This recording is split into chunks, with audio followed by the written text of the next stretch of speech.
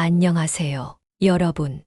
오늘도 따뜻한 이야기를 전해드릴 황혼의 등불입니다. 오늘은 제가 꼭 나누고 싶은 주제를 가지고 왔습니다. 1,000만 원 주고 배워도 아깝지 않은 노후의 지혜입니다. 사실 이 지혜들은 단순히 노후를 위한 것은 아닙니다. 젊은 분들에게도, 그리고 지금을 살아가는 우리 모두에게도 필요한 이야기입니다. 노후를 어떻게 준비해야 더 의미 있고 행복할지 7가지 지혜를 이야기로 풀어보겠습니다. 첫 번째, 건강은 최고의 자산입니다. 돈은 잃으면 다시 벌 수 있지만 건강은 한 번 잃으면 되찾기 어렵다는 말이 있습니다.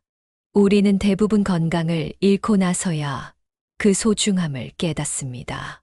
하지만 그때는 이미 늦은 경우가 많죠. 한 가지 예를 들어볼게요.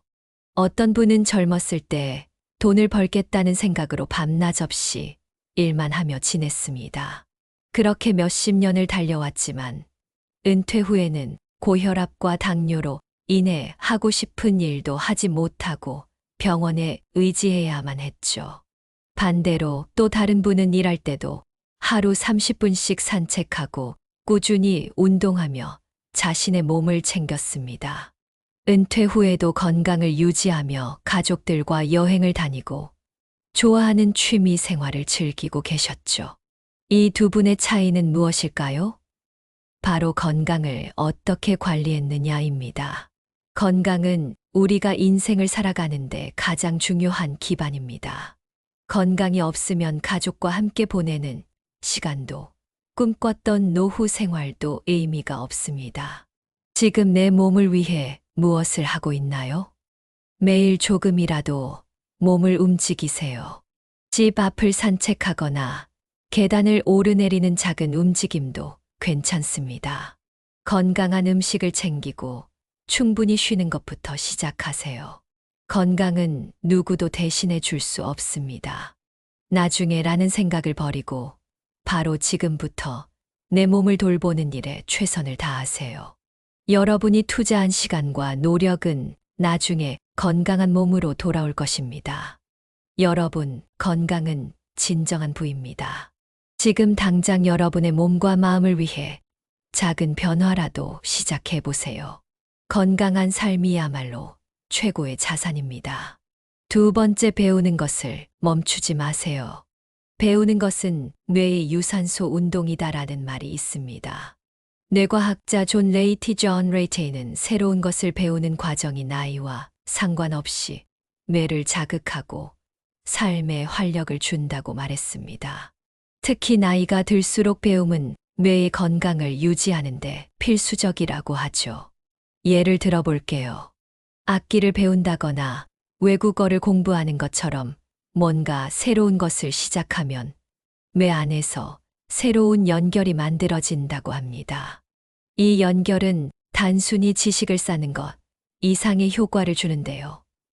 기억력과 집중력이 높아지고 심지어 치매 같은 노화 관련 질환도 예방할 수 있다고 해요. 이 이야기 하나 들려드릴게요. 일본의 유명 강사 미즈노 마사루라는 분이 이런 말을 하셨어요. 은퇴 후에도 새로운 것을 배우는 사람들은 그렇지 않은 사람들보다 더 오래 살고 행복하다고 느낀다. 그분은 나이가 들수록 배우는 과정에서 느끼는 즐거움과 성취감이 우리의 삶을 얼마나 풍요롭게 만드는지 강조하셨습니다. 배움은 절대 어려운 일이 아니에요.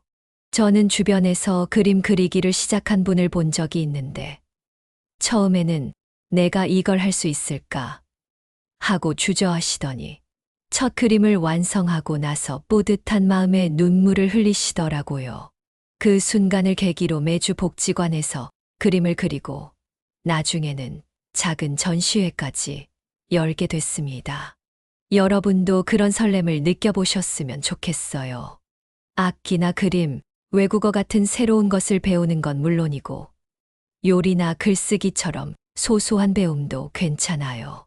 중요한 건 지금 내가 뭔가를 배우고 있다는 그 과정 자체입니다. 배움은 우리의 삶을 다시 시작하게 해줍니다. 늦었다고 생각하는 그 순간이 가장 좋은 시작점이에요. 배우는 즐거움으로 여러분의 삶에 새로운 활력을 더해보세요. 세 번째, 사람과 연결되세요. 노후의 가장 큰 행복의 원천은 사람과의 연결에서 비롯됩니다.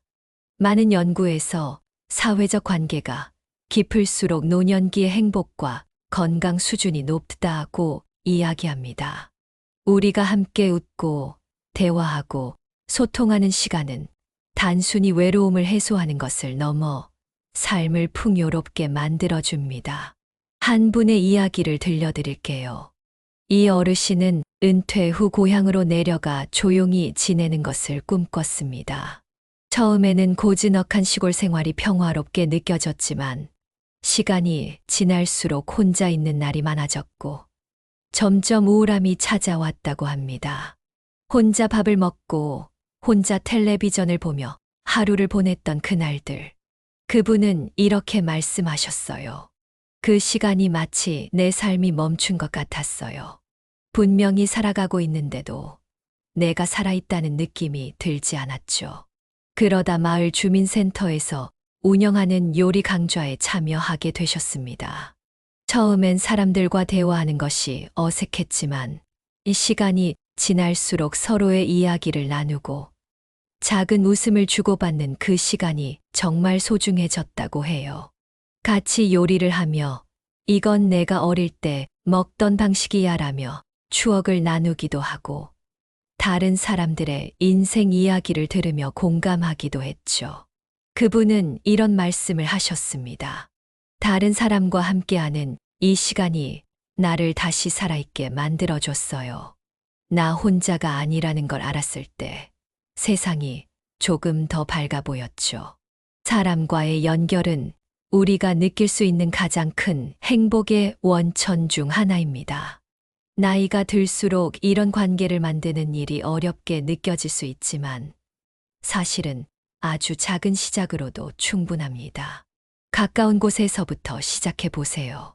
지역의 독서 모임, 취미 활동 동호회, 혹은 봉사활동처럼 함께할 수 있는 작은 모임을 찾아보세요. 사람들과 함께 웃고 대화하며 보내는 그 시간은 여러분의 하루를 훨씬 더 따뜻하게 만들어줄 것입니다. 노후의 행복은 고립 속에서 오는 것이 아니라 사람과의 연결 속에서 피어납니다. 그 따뜻한 연결을 통해 여러분도 삶의 새로운 즐거움을 발견하실 수 있을 거예요. 네 번째, 소비는 경험에 투자하세요.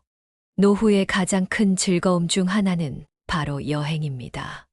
여행은 단순히 새로운 장소를 방문하는 것을 넘어 우리 삶에 활력을 불어넣고 특별한 의미를 더해주는 경험입니다. 여행은 일상을 벗어나 새로운 풍경과 문화를 마주하게 하며 평소 잊고 지냈던 소소한 행복을 다시 느끼게 해줍니다.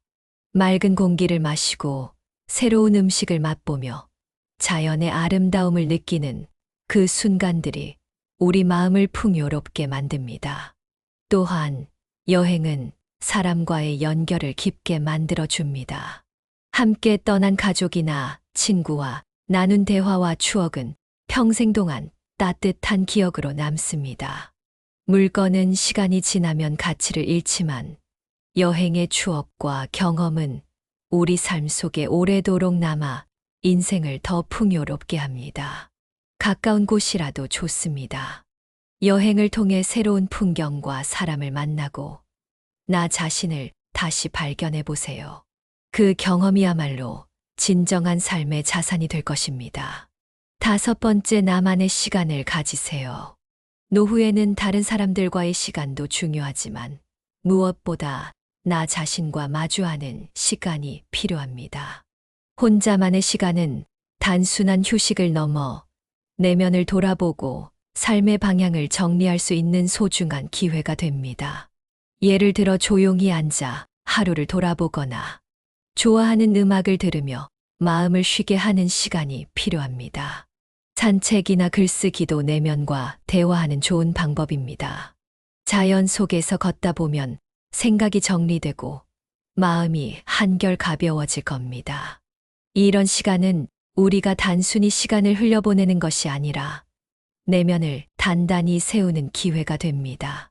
특히 바쁘게 살아온 삶 속에서 자신을 돌보는 일에 익숙하지 않으셨다면 하루 10분이라도 나만의 시간을 가지며 스스로를 챙기는 습관을 만들어 보세요. 그 시간이 쌓이면 마음이 안정되고 삶의 균형이 맞춰질 것입니다. 혼자만의 시간은 고독이 아니라 나를 위한 선물입니다. 6번째, 감사하는 습관을 가지세요. 감사는 우리의 삶을 긍정적으로 변화시키는 가장 강력한 힘을 가진 도구입니다. 하지만 우리는 종종 당연하게 여겨지는 것들에 감사하는 마음을 잊고 살아갑니다. 그런데 감사하는 마음을 가지면 작은 것에서도 더 많은 행복을 느끼게 되고 삶이 훨씬 더 풍요로워집니다. 한번 생각해 보세요. 우리가 누리고 있는 따뜻한 아침 햇살, 맛있는 식사, 옆에 있는 가족이나 친구들. 사실 이 모든 것들이 감사의 이유가 될 수 있습니다. 당연하게 여겼던 소소한 일상 속에서도 감사의 이유를 찾다 보면 우리 삶은 훨씬 밝고 긍정적으로 변합니다. 감사 일기를 써보는 것도 좋은 방법입니다. 하루를 돌아보며 감사한 일을 3가지씩 적어보세요. 처음에는 무엇을 적어야 할지 고민될 수도 있지만 점차 감사할 일이 눈에 들어오기 시작합니다. 오늘 날씨가 맑아서 기분이 좋았다. 친구와 통화하며 웃었다. 맛있는 커피 한 잔을 마셨다. 이처럼 작은 일도 감사로 기록하다 보면 우리의 마음은 점점 더 풍요로워집니다. 또한 감사의 마음을 표현하는 것도 중요합니다. 주변 사람들에게 고마움을 전하거나 작은 선물로 감사의 마음을 전하는 것도 좋은 방법이죠. 그 마음이 전해질 때 우리의 관계도 더 따뜻하고 긍정적으로 변화합니다. 감사는 단순한 감정이 아니라 우리 삶을 긍정적으로 바꾸는 가장 쉬운 습관입니다. 오늘 하루를 돌아보며 감사한 일을 떠올리고 그 마음을 주변 사람들과 나눠보세요. 감사하는 마음은 더 큰 행복과 평안을 가져다 줄 것입니다. 7번째, 죽음에 대해 준비하세요. 죽음은 누구도 피할 수 없는 현실이지만 대부분의 사람들은 이를 준비하는데 어려움을 느낍니다. 그러나 죽음을 준비한다는 것은 단순히 끝을 준비하는 것이 아니라 현재를 더 소중히 여기고 후회 없는 삶을 설계하는 과정입니다. 죽음을 준비하는 가장 첫걸음은 자신의 마음을 정리하는 것입니다. 유언장을 작성하거나 소중한 물건들을 하나씩 정리해 보세요. 중요한 물건은 자녀나 가족들에게 물려줄 수 있도록 미리 정리하고, 그렇지 않은 물건들은 마음 편히 내려놓는 연습을 시작하는 겁니다. 그 과정을 통해 자신이 어떤 것을 소중히 여기는지, 또 남은 시간을 어떻게 보내고 싶은지 더 명확히 알게 됩니다. 또한 가족이나 가까운 사람들과 솔직한 대화를 나눠보는 것도 중요합니다. 내가 살아온 이야기를 전하거나 남겨질 이들에게 꼭 하고 싶은 말을 미리 나눠보세요. 그 대화는 단순히 준비를 넘어 남은 시간 동안 관계를 더 깊고 진솔하게 만들어줍니다. 죽음을 준비하는 것은 삶을 떠날 준비를 하는 것이 아니라 남은 삶을 더 가치 있게 만드는 과정입니다. 그 과정을 통해 여러분은 후회 없는 하루하루를 만들 수 있습니다. 작은 준비부터 시작하세요. 그 과정에서 삶의 진정한 의미를 발견하고 남은 시간을 더 풍요롭게 보낼 수 있을 것입니다. 죽음을 준비하는 것은 우리가 지금 살아가는 방식을 돌아보고 남은 시간 동안 더 행복해질 수 있는 방법을 찾게 해줍니다.